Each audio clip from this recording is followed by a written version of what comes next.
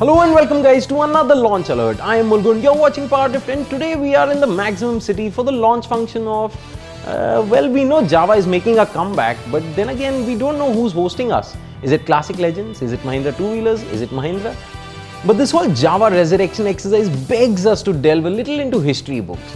Well, because millennials and our low-rise denims. So let's rewind back to the time when a certain Czech engineer, František Janíček, bought out the motorcycling division of Wanderer in the 1930s, and thus he forged the name Jawa, borrowing JA from Janíček and WA from Wanderer. The brand grew popular and the world was watching, and so were two young and energetic Parsi businessmen, Rustam and Farooq Irani. And so बिल्कुल history को लेके पका मत ना यार, ये तो सब चैनल बोलेंगे. Stick to the point. Okay. Point. Long story short, Jawa had a cult following back in the days of yore, and now they're here again with a bang. And if the question of their relevance arises today, then I'd just like to quote one Mr. Anand Mahindra, who told us at the launch function, "Finally, this fits the Mahindra two-wheeler business." So I have to answer these three questions in order to cut to the chase. So yes, question number one: is the Jawa really back, and should the fanboys rejoice? Well, yes, they should. Mahindra, through their subsidiary Classic Legends, have launched not one but two production models in addition to a custom build that they're calling it the Parak. The Jawa, which is a nod to the very first Jawa motorcycle ever built, is called simply the Jawa.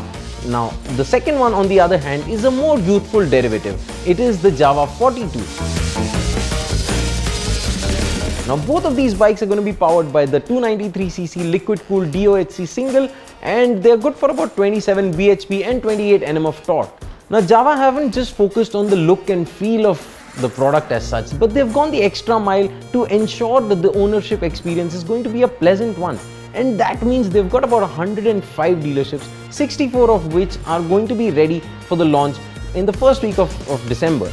So if you're still wondering if the Jawa fanboys should rejoice, well then yes, they should, and they should do so while thumping their chests with pride and joy.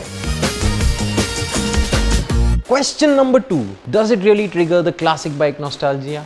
Well, yes, it does. The company has managed to combine the best of both, the past as well as the present.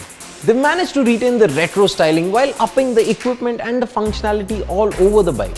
The Jawa just oozes with chrome and beautifully crafted metal work. Very little plastic bits to appeal to the classic bike aficionados.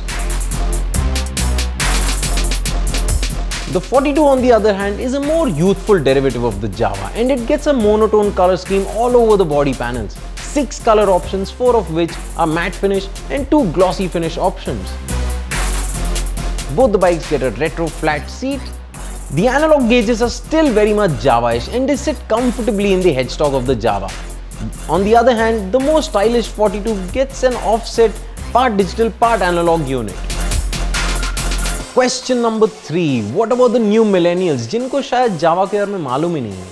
They are the ones who are going to be looking at the product for what it is today. Now, here is the kind of motorcycle buyer who doesn't really care much about the nostalgic value of the product as such. But he or she does want a bike that is A, that looks cool, B, is capable, C, is easy to ride, and D, most importantly, loudly proclaims that he or she has finally arrived, in life in general. Consider the Bonnevilles and the Scramblers. These are two entry-level bikes which do appeal to the enthusiast based on the nostalgia card. But then again, there is this new buyer that we were just talking about. To them, they just come across as lifestyle products which encourage people to get onto the saddle and have a good time. And in that sense, I believe the Jawa twins have hit the bull's eye. We have already established they look uber cool, they come in a number of color and aesthetic options, and at a seat height of about 765 mm, I believe they should be a very approachable bet. Now let us take a look at what has been happening in the industry for the past 2 days. RE has made the double-barrel twins hugely accessible to all of us. But in the meanwhile, Jawa has delivered them a blow where it hurts the most, in the 300 to 350cc category. And Classic Legends might just have a potential game changer.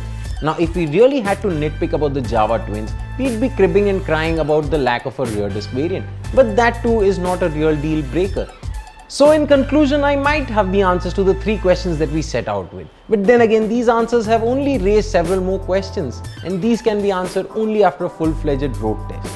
So until that happens, like, share, comment, and do subscribe to PowerDrift. And yes, the best comment also gets a goodie from Jawa. Over and out.